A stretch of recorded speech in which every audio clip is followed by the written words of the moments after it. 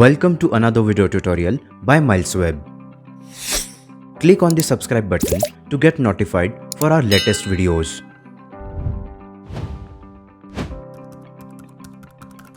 How to delete an SSL certificate in Webuzo.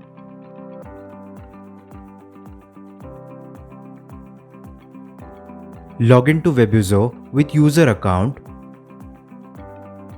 Go to the SSL section and click on Certificates. A list of hosts will appear that have SSL certifications. Identify the host whose certification you want to delete and under Option, click the X icon for it. A warning window will appear asking you to confirm your decision to delete the SSL certificate. Click on Yes to confirm the deletion. Webuzo will promptly delete the SSL certificate and remove the host from the list.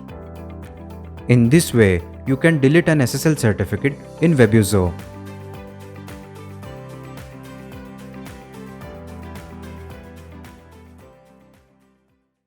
Hopefully this video was helpful for you. If yes, then hit the like button. For any technical questions, you can contact us on this email ID. Do follow us on other social media platforms.